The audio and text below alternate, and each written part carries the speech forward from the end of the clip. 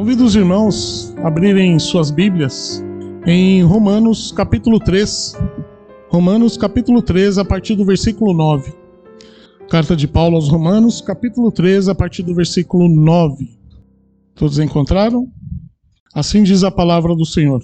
Romanos capítulo 3, a partir do versículo 9. Que se conclui? Temos nós qualquer vantagem? Não, de forma nenhuma. Pois já temos demonstrado que todos, tanto judeus como gregos, estão debaixo do pecado. Como está escrito, não há justo nenhum sequer. Não há quem entenda, não há quem busque a Deus. Todos se extraviaram a uma e se fizeram inúteis. Não há quem faça o bem. Não há nenhum sequer. A garganta deles é sepulcro aberto. Com a língua urdem engano, veneno de víbora está nos seus lábios. A boca eles têm cheias de maldição e de amargura. São os seus pés velozes para derramar sangue. Nos seus caminhos há destruição e miséria. Desconhece o caminho da paz. Não há temor de Deus diante de seus olhos. Oremos mais uma vez. Senhor Deus, nosso Pai, obrigado, ó Deus, pelo privilégio de aqui nos reunirmos como igreja, ó Pai. Ó Deus, nos abençoe neste momento. Ó Deus, que nosso coração, nossos ouvidos e nossa mente estejam, ó Deus, focados na Tua palavra. Que esteja, ó Deus, neste momento deixando todas as preocupações do mundo, dos afazeres do dia, das coisas supérfluas, ó Pai, para que possamos, ó Deus, meditar, para que possamos, ó Deus, aprender e possamos nos corrigir através da Tua santa e bendita palavra, ó Deus. Nos exorta se necessário, nos corrige, mas nos abençoe, ó Pai, porque sabemos que a Tua palavra é bênção para nossas vidas. Ó Deus, abençoe cada família aqui representada, ó Pai, nos dê a esperança, ó Deus, de sempre estar firmes na fé em nosso Senhor Jesus Cristo, até a Sua volta, ó Pai. Ó Deus, nos abençoe, abençoe esta igreja, abençoe as demais igrejas espalhadas pela face da terra. Ó Deus, que o Senhor esteja conosco neste momento, agora e sempre. É no nome santo de nosso Senhor Jesus Cristo que eu oro e agradeço. Amém. Meus irmãos, no último mês de maio, nós temos tido o privilégio de ouvir mensagens sobre família, sobre as bênçãos a qual Deus nos dá pela graça da família. E temos também o privilégio de entoar louvores, de canções, de reunirmos em nossas casas, em nossos lares, na igreja, e ouvir da palavra de Deus, né? Mas há um bom tempo tenho ouvido pessoas arrumando alguma justificativa, seja no meu trabalho, seja na sociedade e também seja na mídia, que o homem, há coisas boas dentro do homem, né? Que o homem ele pode buscar a Deus por suas próprias vontades ou por suas próprias forças. Eu ouvi nessa semana pastores falando isso, um grande teólogo chamado William Lane Craig dizendo que a criança ela nasce boa, que ela nasce sem pecado, ou seja, negando o pecado original. É uma grande afronta ao que a Bíblia nos diz. É uma grande afronta ao que sabemos e reconhecemos como nós fomos criados e como nós fomos formados. Muitas pessoas têm colocado muitas vezes a palavra de Deus em xeque e elas sempre vão colocando essa palavra de Deus aos poucos, não sempre de uma vez. E é interessante que Paulo, ele, no ensino a esta carta, a qual muitos falam que Romanos, de todos os escritos de Paulo, parece ser a carta mais rica em detalhes para o ser humano, muitos chamam até do Evangelho de Paulo, outros teólogos chamam a sua carta de uma verdadeira teologia sistemática. E a igreja aqui a qual Paulo está se referindo é uma igreja de Roma, formada por judeus e gentios. Os judeus queriam um destaque em comparação aos gentios, dizendo, olha, nós somos o povo do livro, nós temos a verdade desde nossa terna infância, a qual nós estamos em vantagem entre vocês. A vantagem é apenas que eles conheciam a palavra do Antigo Testamento, mas eles não tinham nenhuma vantagem perante aos gentios por suas próprias forças ou pelas suas próprias religiosidades. E é interessante que a religião, muitas vezes, tenta mascarar algo de verdadeiro da Bíblia. É claro que a palavra religião é uma palavra boa, que é o estudo sobre Deus, que é em busca de Deus, que é religar-se com Deus. Porém, muitas vezes a religião, ou muitas religiões, afastam o verdadeiro propósito a qual Deus quer falar conosco. Muitas pessoas procuram, longe da palavra de Deus, viver suas vidas e ter uma religiosidade. Muitas pessoas procuram viver conforme a sua autoaprovação, a sua ideia de autojustificação. Porém, nenhum homem pode ser justificado ou ter valor, seja religioso, seja nascido num lar evangélico, se ele não se arrepende de seus pecados. É interessante isso, porque estudando sobre a família, às vezes nós pensamos que nossos filhos têm um destaque sobre os outros filhos dos ímpios, mas se eles não se arrependerem dos seus pecados, se eles não reconhecerem Cristo como seu suficiente Salvador, nenhuma vantagem há. Pelo contrário, eles podem ter até conhecimento e podem ser até mais culpáveis daqueles outros que não têm conhecimento. E Paulo vai dizer isso, que conclui, vai dizer isso para os judeus. Temos nós qualquer vantagem? Versículo 9. Não, de forma nenhuma, pois já temos demonstrado que todos, tanto judeus como gregos, estão debaixo do pecado. Há algo que nos atormenta, que é o pecado, que é o que nos distancia de Deus, que é o que nos distancia do Criador, que é o que faz sermos desobedientes, sermos arredios, sermos muitas vezes displicentes ao que Deus quer que vivamos, ao que Deus quer que busquemos, ao que Deus quer que seja glorificado. Ou seja, para que o homem nasceu? A não ser para glorificar e bendizer e gozar a Deus por toda a eternidade. Mas o homem sempre quer um destaque, seja na sociedade, seja dentro da sua casa, seja dentro de si próprio, justificando que ele pode obter algo ao favor de Deus pelas suas próprias ações. Isso é muito perigoso, porque o homem foi tentado no Éden desta forma, e ele caiu por essa forma. A serpente, a qual nós sabemos que é Satanás, jogou aquilo no coração do homem. Olha, será que é isso mesmo que Deus quer dizer? Olha, se você comer desse fruto, serás como Deus. Conhecereis o bem e o mal. Isso é atrativo a qualquer ouvido do homem. Sereis como Deus. Nossa, isso é algo magnífico, pensou-se Adão e Eva naquele momento. Só que nós jamais seremos como Deus. Deus é o Criador de todas as coisas. Deus é perfeito. Deus é santo, santo, santo. Nós não, somos pecadores. E Paulo vai dizer isso. Temos alguma vantagem? De forma alguma. Somos religiosos ou não? Não temos vantagem alguma. Tanto judeus como gregos estão debaixo do pecado. Estar debaixo do pecado, meus irmãos, é uma grande maldição. Porque estar debaixo do pecado é estarmos cada vez mais longe de Deus. Estar debaixo do pecado é muitas vezes distorcermos a busca real a Deus. Se é por nossas próprias forças, vamos imaginar como devemos buscar a Deus, vamos cada dia mais distanciar-se de Deus. Vamos transformar um ídolo e dizer que aquele ídolo é o nosso Deus, como aconteceu com Moisés quando subiu no monte e aquele povo ficou aguardando, impaciente. Por pouco tempo eles já construíram um bezerro de ouro e começaram a adorar aquilo como Deus.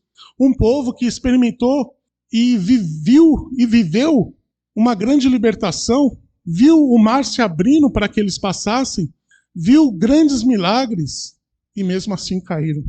Porque o coração do homem, geralmente, ele é falho porque está debaixo do pecado. Paulo vai começar em Efésios, no capítulo 2, dizendo que nós estávamos mortos em delitos e pecados. Se nós reconhecermos a nossa condição, aí sim podemos observar, nos arrepender dos nossos pecados, conforme o Espírito Santo vai nos convencer e buscarmos verdadeiramente a Deus através da sua bendita e santa palavra.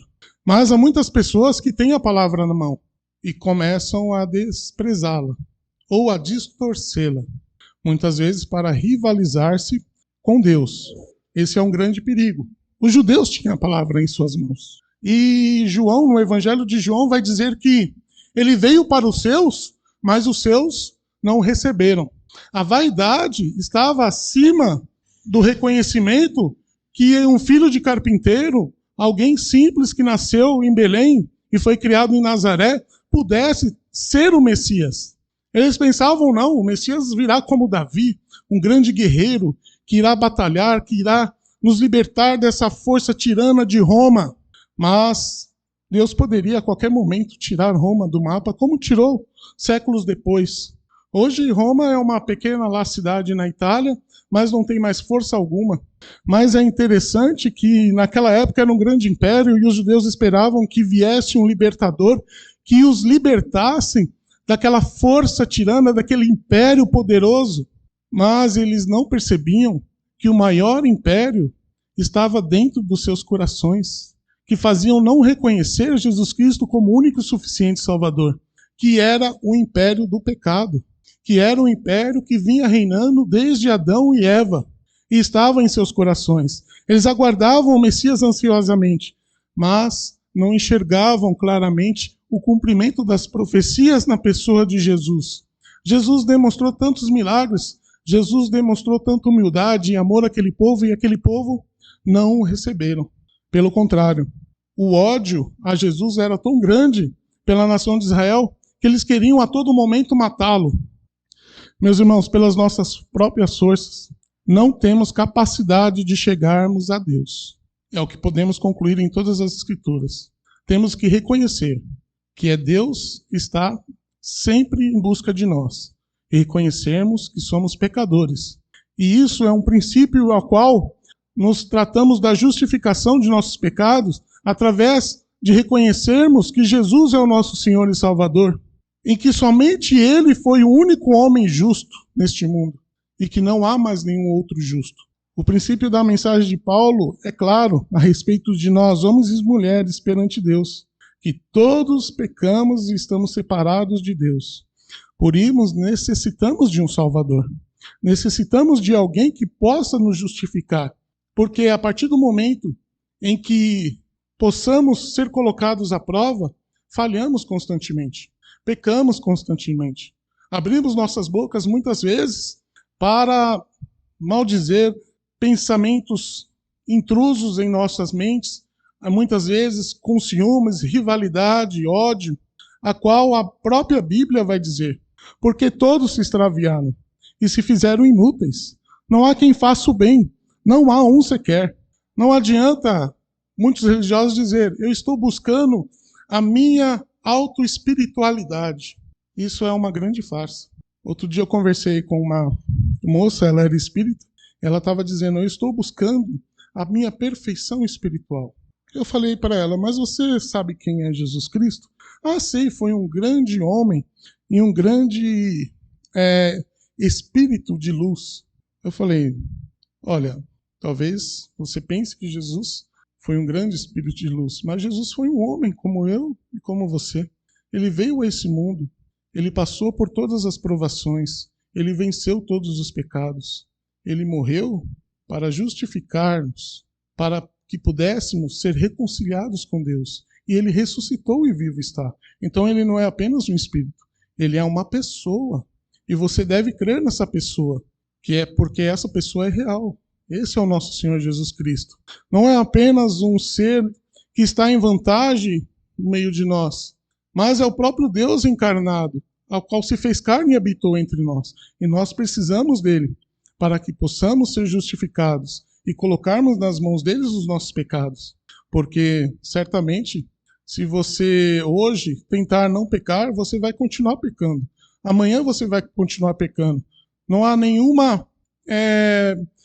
fato em que você possa melhorar o seu autoespírito ou o seu autosser.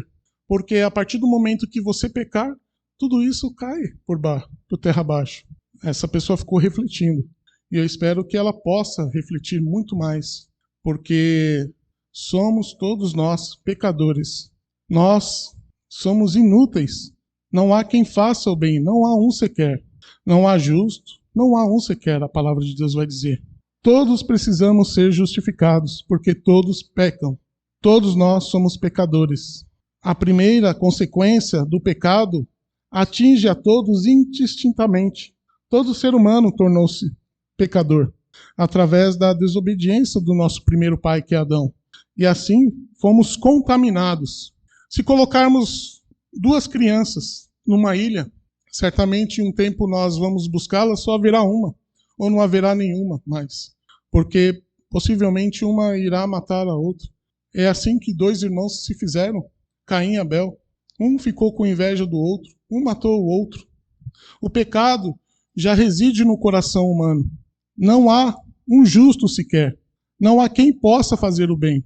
Então, presbítero, o que possamos fazer? Possamos reconhecer que somos pecadores. E possamos reconhecer que precisamos de um Senhor e um Salvador todos os dias de nossas vidas. Possamos reconhecer que nossos filhos precisam de um Senhor e um Salvador. Precisamos reconhecer que nossos pais precisam de um Senhor e um Salvador. Que nossas esposas precisam de um Senhor e um Salvador. Que nossos maridos precisam de um Senhor e um Salvador. Que nossos vizinhos precisam de um Senhor e um Salvador. Que nossa vizinhança, que nossos colegas de trabalho, que nossos chefes, que nossos amigos, aqueles que passam por nós e nós ainda não conhecemos, todos precisam de um Senhor e um Salvador, porque não há um justo sequer. Qual era a vantagem judeu? Eles receberam os oráculos do Senhor. O exemplo do advogado que conhece a lei é o maior exemplo que nós possamos falar sobre os judeus. Um advogado, geralmente ele conhece a lei, porque ele estudou 5 anos sobre as leis. Ele passou no OAB, ele conhece a Constituição. Mas quantos advogados nós vemos na TV que transgridem a lei e são presos, que recebem subornos, que roubam, que muitas vezes trapaçam, mentem para defender seus clientes? Eles conhecem a lei. Assim como os judeus conheciam a lei. E eles são um exemplo como esses advogados que conhecem, mas mesmo assim não cumprem. Porque aquele que tropeça, a palavra vai dizer, em um tio da lei, quebra todas elas. A lei é importante para conhecermos a santidade de Deus e tentarmos viver em santificação, mas jamais seremos justificados por elas, porque jamais seremos cumpridores dela. Se tropeçarmos em uma só delas, descumprimos todas as leis. E nós diariamente descumprimos várias leis. Se nós conhecermos lá em Êxodo 20 as leis, nós vamos observar que todos quebraram as leis. Os grandes homens da fé quebraram as leis.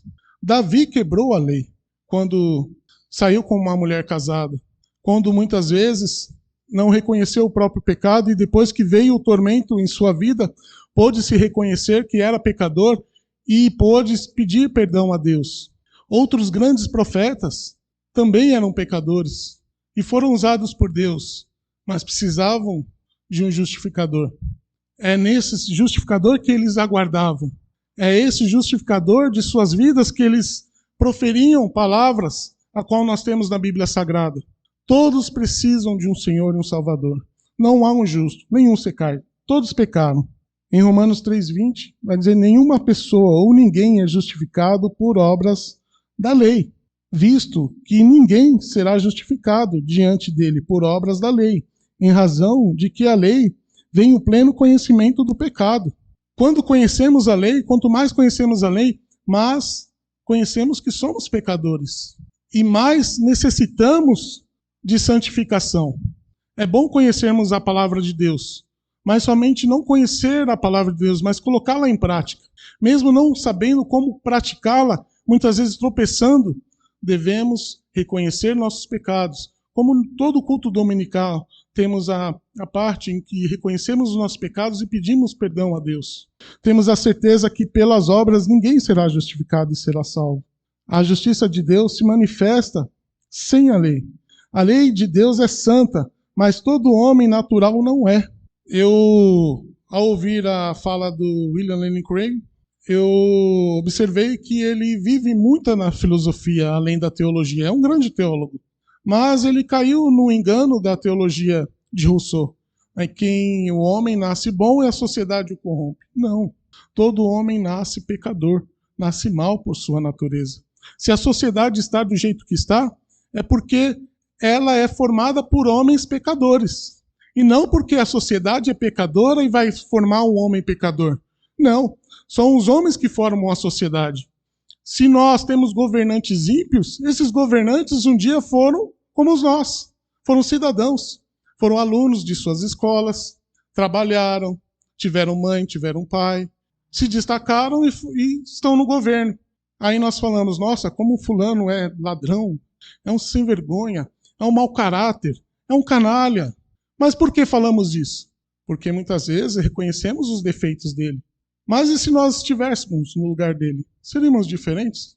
Se não conhecemos a palavra de Deus? Certamente não. Muitos, além de conhecer a palavra de Deus, cometem os mesmos atos quando chegam lá. Muitos governantes utilizam a palavra de Deus para distorcer e enganar o povo, como foi no passado. Teve um cidadão que enganou uma igreja inteira. Quando nós lemos e quando nós vemos o filme, que eu até indico os irmãos assistirem, Dietrich Bonhoeffer, houve um governante que enganou uma igreja inteira e uma sociedade inteira, chamada Adolf Hitler. A igreja ficou em seus pés, a igreja luterana. Foi um grande pecado. Foram homens cobiçosos que, pela ganância, pelo governo, pela ganância das atitudes que o governo dava àqueles homens, caíram na lábia de um grande ditador e de um grande cruel que mandou matar milhões e milhões de pessoas, que formou uma das guerras mais cruéis da nossa história. E muitas vezes a sociedade vai cometendo os mesmos erros. De vez em colocar o coração nas mãos do Senhor, coloca-se na mão de governantes. Só que esses governantes também são pecadores como nós. São pessoas que são indesculpáveis. Não há salvador da pátria no meio do governo ou no meio de governos. Reis cometeram pecados. Presidentes cometem pecados. Fazem guerras. Ficam longe de Deus. A justiça, então, não está em nossa mão. Não está na mão do homem. A justiça de Deus, ela é mediante a fé. A fé é um dom que Deus nos dá, conforme Paulo nos explica em Efésios 2:8. Somente pela fé é que podemos ser justificados. Pela fé em Jesus Cristo, o único perfeito, o único sem pecados. Passou recentemente os Dias das Mães e eu vi muitos católicos dizendo, olha, temos um exemplo de mãe, alguém que nós podemos ser mediados para que... Meus irmãos, Maria também foi pecadora. A diferença é que ela foi agraciada aos olhos de Deus. Ela não foi imaculada.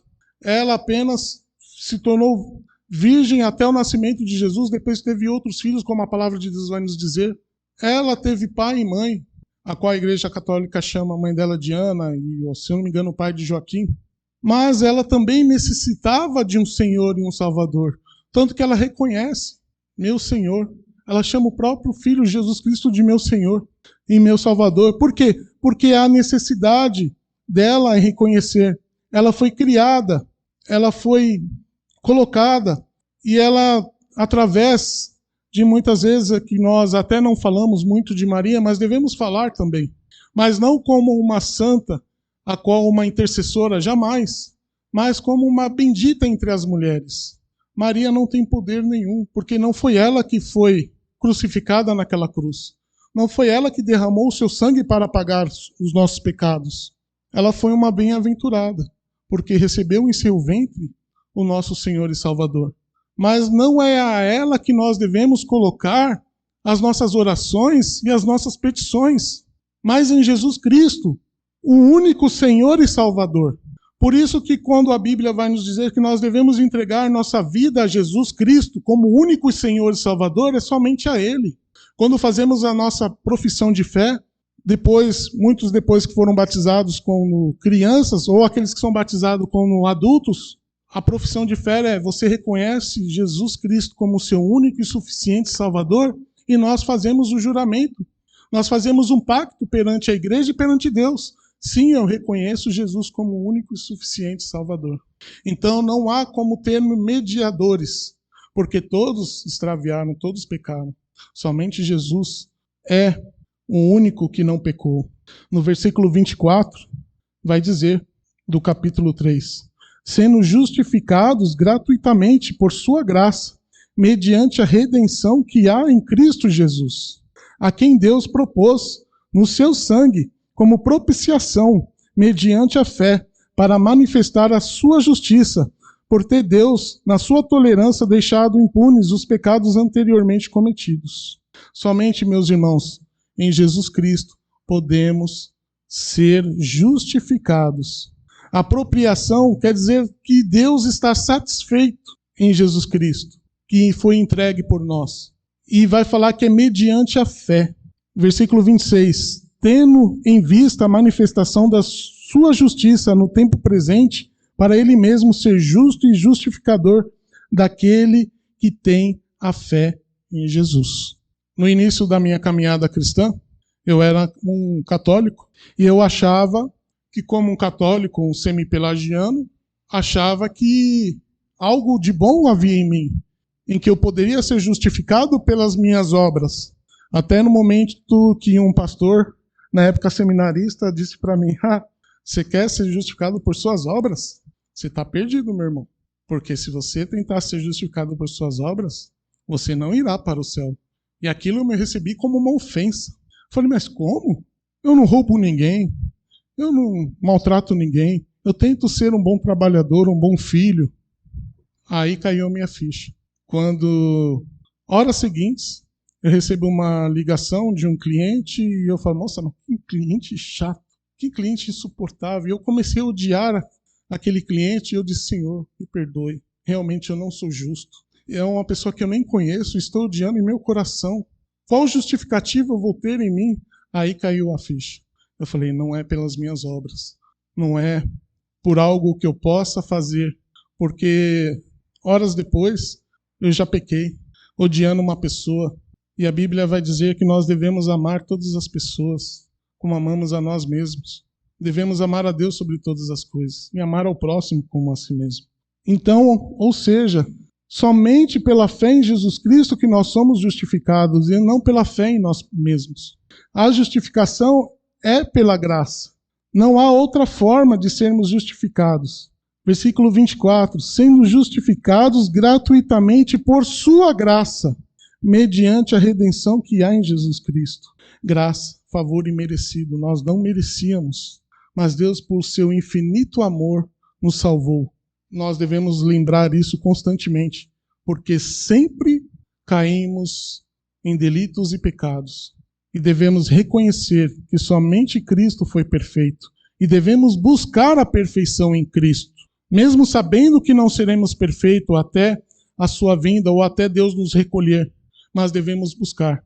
Certamente creio que também um semi-pelagiano como eu fui, escreveu para George Whitefield uma carta dizendo horrores a ele.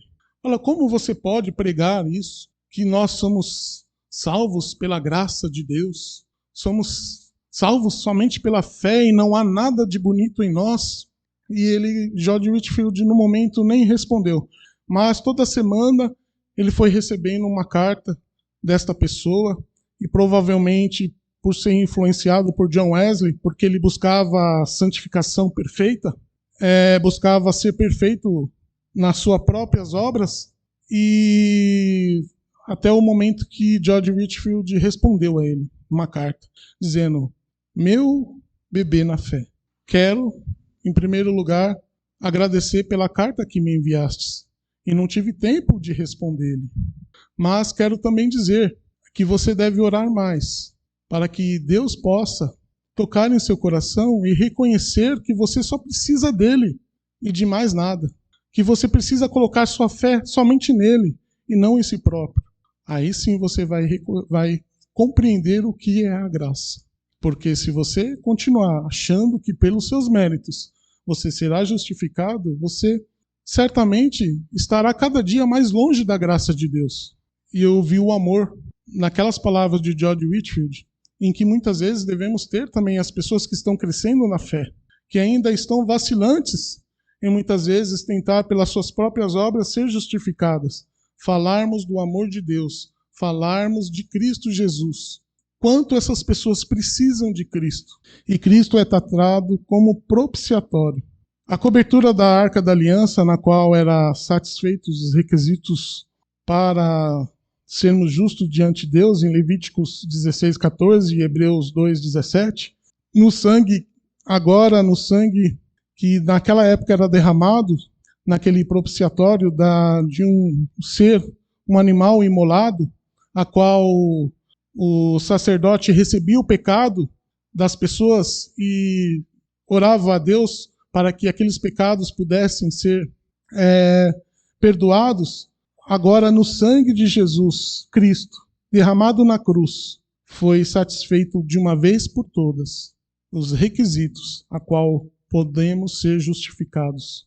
A fé em Jesus Cristo, a fé na morte e na sua ressurreição, o seu sangue derramado, satisfez a Deus. E Ele, por sua graça, nos redime de todos os pecados. Basta entregarmos nossas vidas, toda a nossa vida, a Jesus Cristo como único e suficiente Salvador. Não há mais mediadores, não há mais animais a serem imolados. Agora, perante a cruz, quando Jesus diz, tudo está consumado, tudo foi feito. Basta nós agora crermos em Jesus Cristo como único e suficiente Salvador e transmitir isso às outras pessoas. Devemos sair a cada domingo, meus irmãos, pensando nisso, falando sobre isso. Devemos sair a cada domingo dizendo, Senhor, me dê forças para que eu possa ser uma testemunha viva do Senhor, para que as pessoas possam conhecer Jesus Cristo, para que as pessoas possam reconhecer que somente nele há salvação, porque somente ele lhe agradou, Senhor Deus. Somente o sacrifício de Jesus Cristo, feito uma vez por todas na cruz do Calvário, satisfez a sua vontade, ó Pai, por amor a nós. Todo o seu ódio foi derramado em seu Filho amado naquela cruz. O ódio que era para ser despejado em nós. Toda vez, meus irmãos, que acordamos pela manhã, devemos agradecer a Deus, como os cristãos, porque não éramos merecedores deste dia maravilhoso, deste sol que agora está aquecendo uma manhã tão gelada.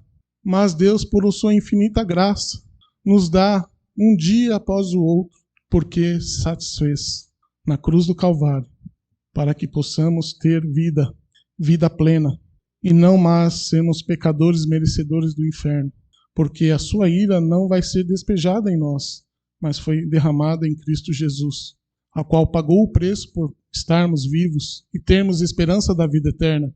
Então devemos acordar todos os dias e dizer, Senhor, aqueles que não conhecem a Cristo, que eu possa ser instrumento para apresentar essa maravilhosa graça, a qual um dia eu recebi, seja do meu pai, seja da minha mãe, seja de um missionário, seja de um irmão, seja de alguém que passou a noite orando por mim, para que um dia eu pudesse crer no Evangelho.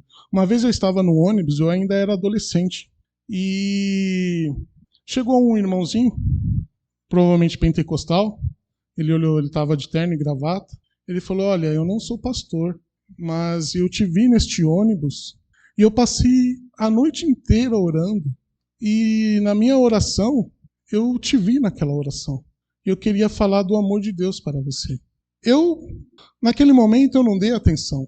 Naquele momento, eu desci no meu ponto, ele seguiu a sua viagem, mas depois que Deus me converteu e eu fui alcançado pela graça, eu não consigo mais esquecer aquelas palavras, porque ele chegou até mim e disse, eu passei a noite orando para que eu tivesse a oportunidade de te ver nesse ônibus e falar do amor de Deus. Então, há pessoas que passaram, meus irmãos, a noite orando pela sua vida, para que pudesse ter a oportunidade de chegar em você e falar do amor de Deus. E muitas vezes nós colocamos nossa cabeça no travesseiro, agradecemos por tantas coisas, mas esquecemos que podemos encontrar pessoas que necessitam da graça de Deus. Então que possamos, meus irmãos, sairmos deste culto e de todos os próximos cultos, pedindo a oportunidade a Deus para falar do amor de Deus, para falar de Jesus Cristo, aquelas pessoas que necessitam ouvir sobre a graça de Deus, que necessitam ser justificadas pelo sangue precioso de Jesus. Precisam crer pela fé somente em Jesus, não mais em Maria, Pedro, João, Rafael, Ezequiel, Jeremias, não, somente em Jesus. Todos os outros homens foram grandes homens da fé, foram exemplos, mas foram pecadores como nós e necessitavam de um grande Salvador. Em Hebreus vai dizer que todos estes homens aguardavam ansiosamente a vinda do seu Senhor e Salvador. Há na Bíblia 2 ocasiões, uma viúva e um senhor, que ficavam o dia inteiro no templo aguardando que pudessem ver o Senhor e Salvador. E quando viram aquela criança, ficaram felizes demais. E disseram, até a Maria falou, olha, ele será bendito e será a salvação de Israel. Mas você sofrerá bastante também por causa dele. Porque imagine uma mãe também sofrendo e vendo o filho ser entregue na cruz. Mas aquela mãe sabia que também aquele filho que estava sendo entregue na cruz era para salvar os seus pecados, como os nossos pecados. Então, que possamos adorar somente a Cristo e reconhecê-lo como Senhor e Salvador de nossas vidas. Sabemos que em nós não há vantagem alguma perante Deus, porque somos pecadores, fomos pecadores e possivelmente continuamos a pecar mesmo não querendo pecar. Como Paulo diz, eu não quero pecar, mas eu sempre peco. Como nós possamos dizer, Senhor, eu não quero pecar, mas sempre peco. Mas Deus vai dizer em nosso coração, arrependa-se e olhe para Cristo, porque o seu sacrifício satisfez a minha ira e eu não lembro mais dos seus pecados. A quem Deus propôs no seu sangue como propiciação mediante a fé, para manifestar a sua justiça, por ter Deus, na sua tolerância, deixado impunes os pecados anteriormente cometidos, tendo em vista a manifestação da sua justiça no tempo presente, para ele mesmo ser justo e justificador daquele que tem fé em Jesus. Onde, pois, a jactância foi toda excluída, porque a lei das obras, não pelo contrário, pela lei da fé. Concluímos, pois, que o homem é justificado pela fé, independente das obras da lei. A lei serve para nos aperfeiçoar, vivermos em santificação, mas devemos reconhecer que somente somos salvos pelos méritos de Cristo e pela fé nele.